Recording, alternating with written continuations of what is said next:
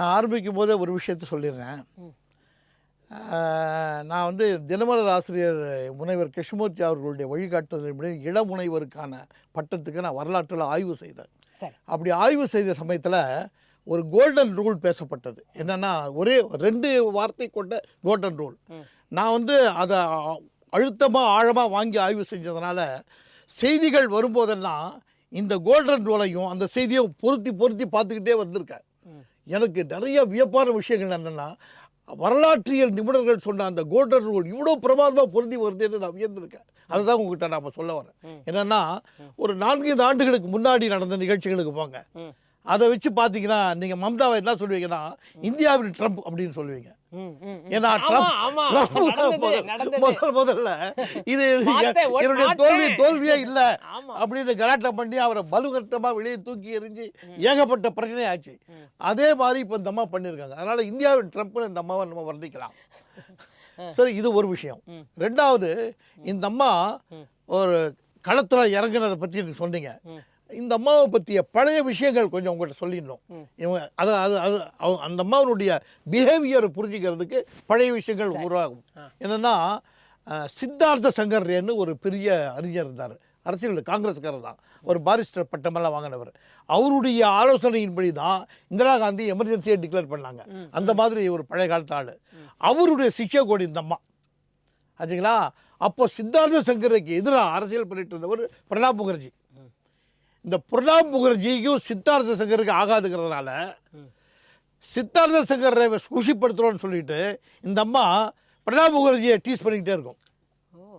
அது வந்து அவங்களுடைய மாநிலத்து அரசியல். அது சித்தார்த்த சங்கர் இறந்த பிறகு அகில இந்திய அரசியலில் அமைச்சர் பொறுப்பின் மூலம் உயர்ந்த இடத்துக்கு வந்துடுறாரு பிரணாப் முகர்ஜி. அவர் என்ன பண்ணார்னா, ஒவ்வொரு முறையும் மம்தா பானர்ஜியை ஒன்று அந்த அம்மாவை நிற்க விடாமல் பண்ணுவார். ஆனால் அந்த அம்மா மேலிடத்தில் போய் பேசி நின்றுடுவாங்க. ஆனால் அவனுடைய சார்பாளர்கள் யாருக்குமே சீட்டு கொடுக்காமல் அவர் தடுத்துக்கிட்டே வந்தார். இன்ஃபேக்ட் காங்கிரஸினுடைய வீராங்கனை இருந்த லேடி அது வந்து காங்கிரஸில் இருக்கும். நான் வந்து இந்த ராஜீவ்காந்தி படுகொலைக்கான செய்திக்காக ஒரு 7 ஆண்டுகள் நான் டெல்லியில் இருக்கும்போது இந்த அம்மாவோட நிறைய முறை பழகியிருக்கேன். அப்போ லோக்சபாலெல்லாம் அந்த அம்மா எழுந்து நின்றாவே அமைச்சர்களே பயப்படுவாங்க. சேம் ஸ்டேட் கோல் கூட போடுவாங்க அந்த அம்மா. அந்த மாதிரி டைப் அது. அவங்க வந்து இந்த இளைஞர் காங்கிரஸ்லாம் அந்த மாதிரி இருந்திருக்காங்க. அப்போ ரொம்ப சின்ன வயசுலேயே அவ்வளோ வீராங்கனையாக இருப்பாங்க. இந்த பிரணாப் முகர்ஜியினுடைய ஆதிக்கம் காரணமாக இந்த அம்மா விசுறுபடு கூடமாக தடுத்துக்கிட்டே வந்தார். அப்புறம் தான் இனிமேலும் இந்த கட்சியில் இருந்தோம்னா இந்த ஆள் நம்மளை முற்றிலும் ஒழிச்சிருவாருன்னு சொல்லி வெளியே வர பார்த்தாங்க. நியாயமாக பார்த்தா டெல்லி ஹைகமாண்ட் வந்து மம்தா பானர்ஜியுடைய அரசியல் செல்வாக்கை பயன்படுத்திக்கிட்டு கட்சியில் வச்சுட்டு இருந்தோம்னா வெஸ்ட் பெங்காலில் காங்கிரஸ் இன்னும் தழைச்சிருந்துருக்கும். ஆனால் காங்கிரஸ் ஒவ்வொரு முறையும் தப்பான முடிவுகள் எடுத்து ஒவ்வொரு மாநிலத்திலும் செல்வாக்கு இழந்துக்கிட்டே வருவாங்க. அப்படி வந்து மம்தா பானர்ஜியை வெளியேற்றப்படுவதற்கான சூழல் காரணமாக இன்றைக்கி வெஸ்ட் பெங்காலில் காங்கிரஸ் தன்னுடைய செல்வாக்கு இழந்துருச்சு. அதாவது இந்த அம்மா வந்து களப்போர் வீரர். ஆனால் மம்தா இவர் பிரணாப் அப்படி கிடையாது. அவர் ஏசி ரூம் பாலிட்டிஷியன். கையில் ஒரு சிகரெட்டு பைப் மாதிரி வச்சுக்கிட்டு அதை குடிச்சிக்கிட்டே பேசுவாரே தவிர ஃபீல்டுக்கு இறங்கவே மாட்டார். ஆனால் இந்த அம்மா களத்தில் இறங்கி போகிறாரு. ஒரு சாதாரண ஒரு ஸ்லிப்பர் செப்பல் போட்டுட்டு குடிசையாக போய் அவங்களோட உட்காந்து பேசுவோம், பழகும், அவங்களோடய படுத்துக்குவோம். அந்த மாதிரி. ஏன்னா குடும்பம் ஒன்றும் கிடையாது இல்லையா. அதனால் உலகமே என் வீடுங்கிற மாதிரி சுத்தாது. அப்படி இருந்தது. ஸோ வாழ்நாள் பூரா அந்த அம்மா போராட்டங்களை தான் சந்திச்சுட்டே வந்தது. நீங்கள் நல்லா கவனித்து பார்த்தீங்கன்னா அது எங்கே இருக்குதோ அங்கே போராட்டம் பண்ணிக்கிட்டே இருக்கும். இப்போ வந்து ஒரு அகில இந்திய அளவில் ஒரு கூட்டணி அமைச்சாங்க எதிர்கட்சிகளாக. அதுக்குள்ளே இருந்துக்கிட்டே கூட யாரோடையும் ஒன்றுபடாமல் சண்டை போட்டுக்கிட்டே. அதுக்கு என்ன ரீசன்னா, ஆட்சி கொடுக்கின்ற மமதை இருக்கு பாருங்க, அது எதை விட்டாலும் பேச வைக்கும். மம்தா பானர்ஜி மமதை. ஆமாம். இப்போ இந்த அம்மா அது கீழே இறங்கிட்டாங்களா, இறங்குற உடனே பிரசிடென்ட் என்ன சொல்கிறாங்க, என்னுடைய நிலைப்பாட்டை ஆதரித்து சோனியா பேசுகிறாங்க, ராகுல் பேசுறாங்களே சார். அதான் பேசுறாங்கன்னு சொல்றாங்க. அந்த அம்மா யாதவ் வரைக்கும் எல்லாரும் என்கிட்ட பேசுனாங்க. அந்த அம்மா ஏன் சொல்றாங்கன்னா, அவங்களெல்லாம் தூக்கி எறியணும்னு சொல்லிட்டு இருந்த லேடி இப்போ அவங்க பேசுறதையே ஒரு பெருமையாக தூக்கி வச்சு கொண்டாடுறாங்கன்னா, அந்த தோல்வி கொடுத்த பாடம் இப்பவே அந்த மகு வேலை செய்ய ஆரம்பிச்சிருக்காங்க. அந்த தோல்வியை அப்போ அவங்களால அக்செப்ட் பண்ணவே முடியாத ஒரு நிலைக்கு அவங்க போயிருக்காங்கன்றது. அவங்க தோல்வி வந்துருச்சு, ஆனால் தோல்வியை வெளிப்படையாக ஒப்புத்துக்க கூடாதுங்கிறதுக்காக பண்ணுறாங்க. அவங்க ஏன் பண்ணுறாங்கன்னு நான் சொல்கிறேன்.